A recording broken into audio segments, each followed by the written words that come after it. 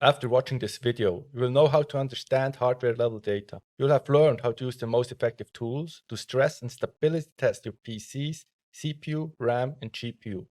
This is a beginner's tutorial that will show you what you need to know and how to do it step by step.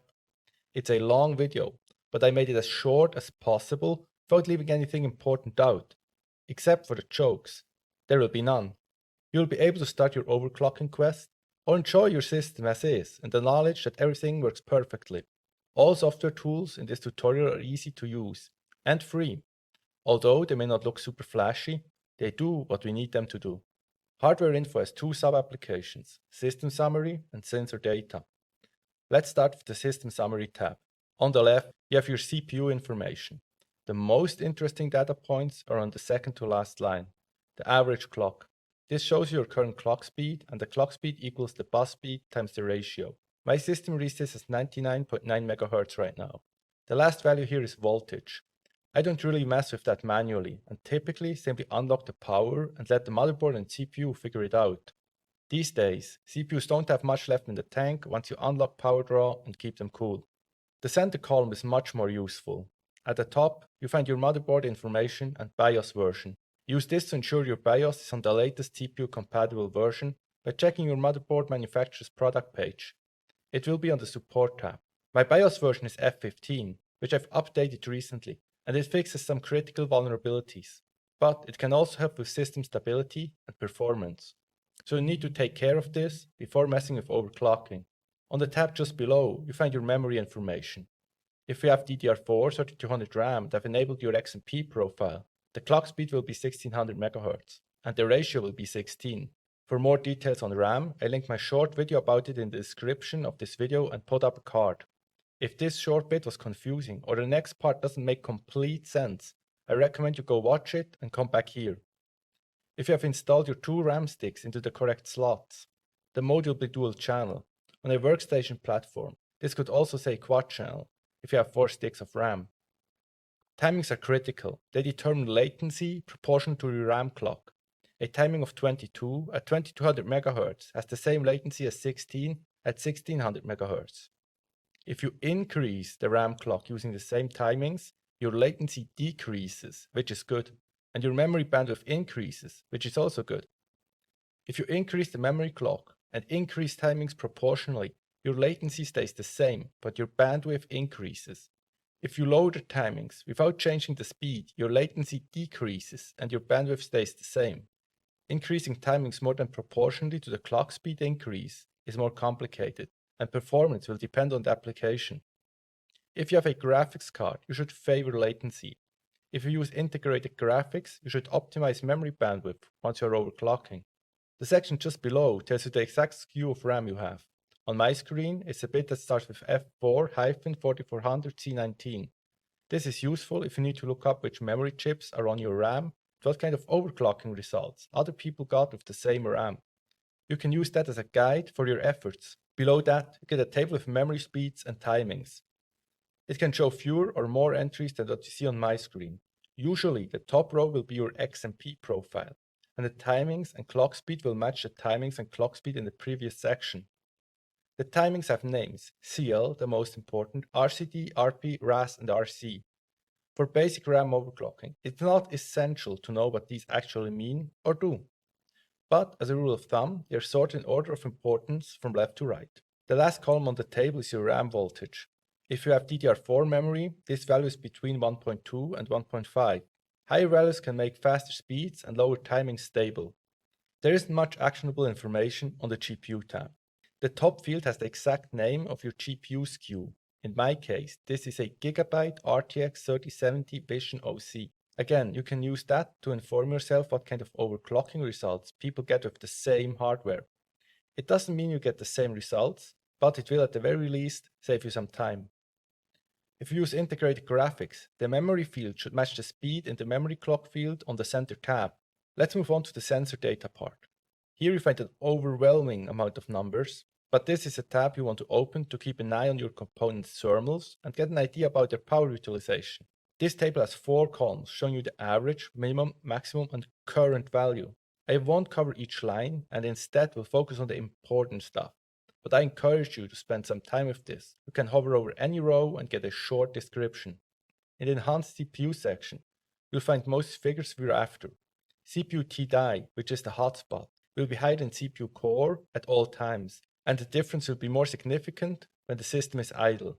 If your idle temperatures are higher than mine, don't freak out. Many things affect this. For example, the ambient temperature in your room and your fan curve. Acceptable values depend entirely on the type of CPU. The maximum for a Ryzen 5600G is 95C, at which point it will throttle, but in my experience it will start dropping top boost clocks at around 75C. In contrast, an Intel i9-11900 will lose thermal velocity boost (TVB), its maximum boost behavior at 70C, but has a max T-junction temperature of 100C. We will see this in action when you look at our CPU stress test. You can also see the temperature of your SoC and integrated graphics here, although I've never noticed that they get to any critical level under anything I threw at it. Your SoC voltage can be pretty important if you want to overclock your APU. If set a fixed value in the BIOS, it will read this value here. SoC voltage can also support memory overclocking on Ryzen CPUs by enabling higher fabric clocks. Your Infinity Fabric Clock, FCLK, and memory controller clock, UCLK, should read the same value as your memory clock. Generally, you don't need to worry about your VRM temperatures. This is the power delivery to your CPU, and as long as you have decent airflow in your case, it's more than likely fine.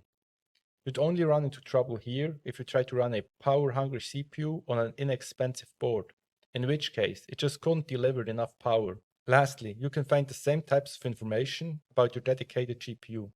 We won't spend more time on this right now, and instead have a little bit of a closer look when we discuss the HWiNFO benchmark.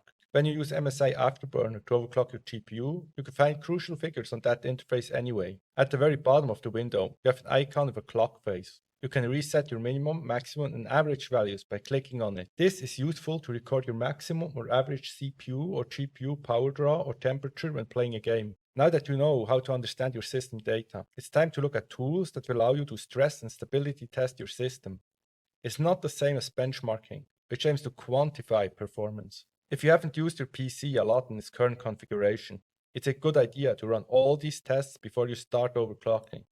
Because if your system isn't stable now, you will waste an insane amount of time troubleshooting and potentially lose all your progress. HWiNFO Benchmark makes a good GPU stress and OC test tool, because for dedicated GPU overclocking, you will more than likely use MSI Afterburner, and having HWiNFO run in windowed mode on the side will allow you to immediately spot any artifacts.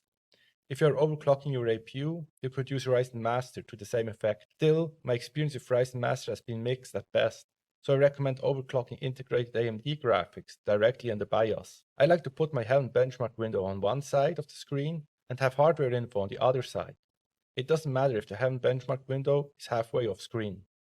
For stress testing the GPU, select settings such that your frame rate is just about smooth. If you have a potent GPU like this RTX 3070, it's going to render more than 100 FPS at 1080p anyway. If you see close to 100% GPU utilization and the power draw is at or very near the maximum rating, it's set up correctly. For this RTX 3070, it's 250 watts. When you're overclocking, you will have to watch your screen. An unstable overclock may manifest not only in crashes and black screens, but it can also cause visual artifacts. You don't have to watch it all the time. Watch it for a minute, leave it running for 15 minutes, and check on it again. You can even watch a YouTube video in the meantime. That's fine. You should definitely run this before you start overclocking.